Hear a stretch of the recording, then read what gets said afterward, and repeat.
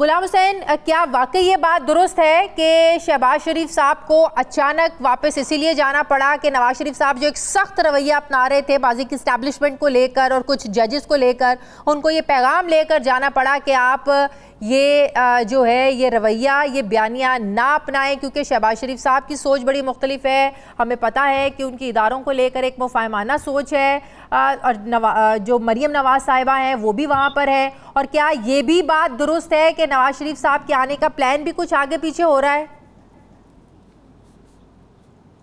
देखें, जो प्लान के हवाले से पहले मैं आपको बताऊं कि जो मुस्लिम लीग के यहाँ पर रहनुमा है और खुसूसन जो साबिक वज़ीर-ए-आज़म शहबाज शरीफ हैं, उन्होंने इस बात को डिनाई किया है और ये कहा है कि नवाज शरीफ 21 अक्टूबर को ही पाकिस्तान आएंगे और उसके लिए जो है वो तैयारियां हो रही हैं। मैंने भी उनसे ये सवाल पूछा कि पाकिस्तान के अंदर भी क्या सराहियाँ हैं और आप जो है वो एक दिन पाकिस्तान में ठहर के दोबारा जो है वो आपको तलब किया गया है, तो इसकी वजह क्या है? तो मियाँ शहबाज शरीफ ने कहा कि मुझे मशावरत के लिए बुलाया गया है क्योंकि कानूनी टीम यहाँ पर मौजूद थी, तो उनके साथ जो हतमी मशावरत करनी थी कि अगर मियाँ नवाज शरीफ पाकिस्तान जाते हैं तो उन्हें कानूनी पेचीदगियाँ क्या हो सकती हैं।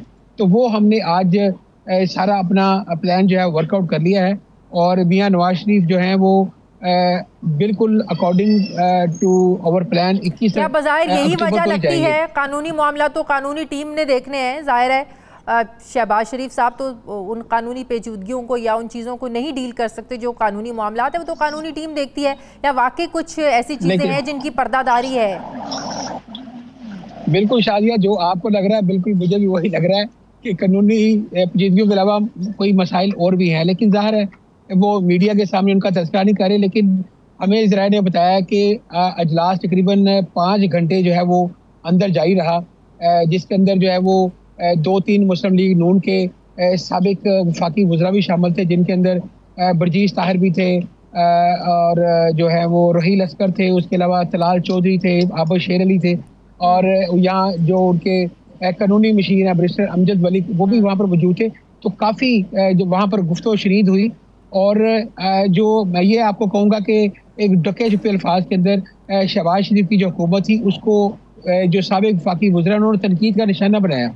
उनका ये कहना था कि जो 14 माह के अंदर हमने हुकूमत की है उसका हमें इस वक्त बहुत ज़्यादा जो है वो पब्लिक के अंदर रद्द-ए-अमल का सामना करना पड़ रहा है। हमें एक ऐसे बयानी के साथ जाना पड़ेगा कि जिसके अंदर जाकर हम पब्लिक का जो वोट गेन कर सके, जो हमें वोट बैंक मिल सके। तो वहाँ पर उन्होंने ये मशवरा भी दिया गया कि आप 100 रोज़ा प्लान तरतीब देकर जो है वो इंतखाबी मैदान के अंदर उतरे। जब मियाँ नवाज शरीफ लाहौर एयरपोर्ट पर उतरे और इनका प्लान ये है कि मियाँ नवाज शरीफ उसके बाद मीनारे पाकिस्तान पर जो है वो जलसा करेंगे। यही मैं आपसे पूछने वाली हूँ कि क्या पार्टी क़यादत में इस चीज़ को लेकर, इस बात को लेकर भी इख्तलाफात है? कुछ लोग पार्टी में ये चाहते हैं कि नवाज शरीफ को एयरपोर्ट से रैली की सूरत में मीनारे पाकिस्तान लेकर आया जाए। जो पहले कह रहे थे 10 लाख जो लोग होंगे, कारकुन होंगे, वो अपने कायद का इस्तकबाल करेंगे और रैली की सूरत में मीनारे पाकिस्तान लेके जाएंगे। फिर बाद में ये कहा गया नहीं जी, शादियां होती हैं, लोग डिस्टर्ब होंगे, एम्बुलेंसेज और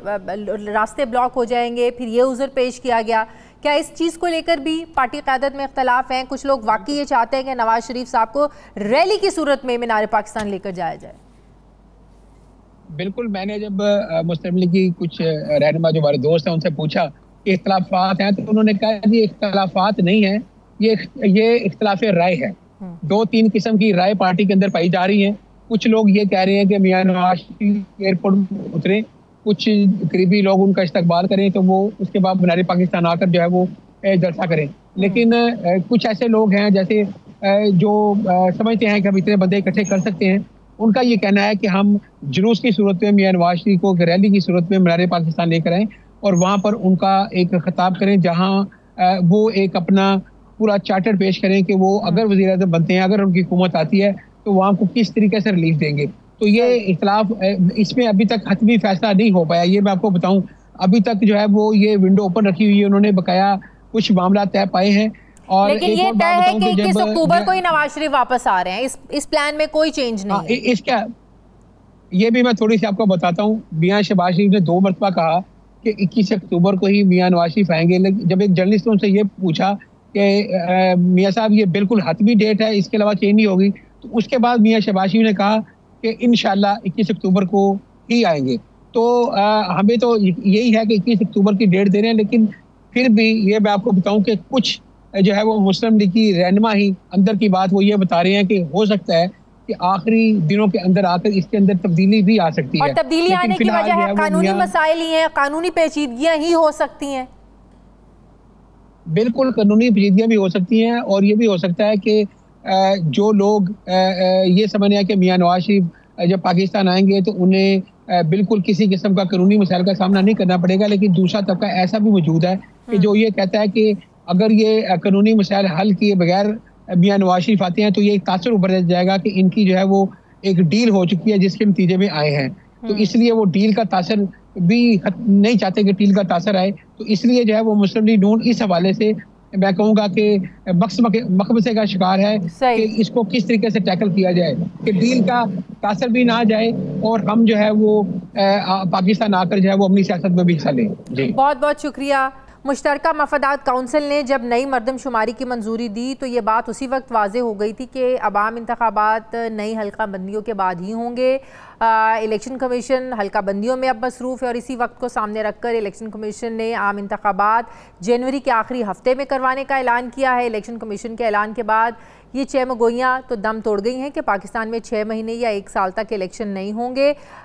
सब सियासी हल्के ये जानते हैं कि इलेक्शन मुकर्ररा मुद्दत में तो अब नहीं हो सकते और इसका फ़ैसला भी खुद ही कर चुके हैं। तो सवाल ये है कि अब ये पॉइंट स्कोरिंग क्यों की जा रही है। होना तो ये चाहिए कि इलेक्शन के करीब आते ही पॉलिटिकल पार्टीज़ जो हैं वो अपने इंतखाबी मंशूर दें जिनमें अवामी मसाइल को हल करने का प्लान हो, मगर सूरत हाल ये है कि तमाम सियासी जमातें अवामी मसाइल को एड्रेस करने की बजाय अपना अपना खुद साख्ता एक बयानिया बनाने की दौड़ में लगे हुई हैं। सवाल यह है कि पाकिस्तान में सियासी जमातें अमली मंशूर देने की बजाय रियासत के ख़िलाफ़ बयानिया बनाने को क्यों तरजीह देती हैं, जिससे ज़ाहिर है एक आम आदमी को कोई इंटरेस्ट नहीं है, ख़ासकर जब आपकी जो मुल्क की इकॉनमी हो ये कमज़ोर हो और आम आदमी का गुजारा करना मुश्किल हो, तो फिर ऐसे बयानिए की अहमियत क्या रह जाती है। मैं बात करूंगी कंवर दिलशाद साहब, साबिक सेक्रेटरी इलेक्शन कमीशन, मुझे ज्वाइन करें। अस्सलाम वालेकुम, बहुत बहुत शुक्रिया कंवर दिलशाद साहब आपका। कंवर दिलशाद साहब, बज़ाहिर ये लग रहा है कि गैर यकीनी की सूरत हाल ख़त्म हो गई है। इलेक्शन कमीशन ने जब से ये ऐलान किया है कि जनवरी के आखिरी हफ्ते पे इलेक्शंस होंगे, लेकिन अभी भी तहरीक इंसाफ इससे सेटिस्फाइड नहीं है कि जनवरी के आखिरी हफ्ते में इलेक्शन कमीशन ने ऐलान किया है करवाने का, ना ही पीपल्स पार्टी सेटिस्फाइड है। क्यों? दरअसल हमारी सियासी पार्टी ने होमवर्क नहीं किया, वो अपने सियासी बयानियां बनाते रहते हैं, इसलिए क्योंकि बयानियां बनाने से उनको टाइम नहीं मिल रहा।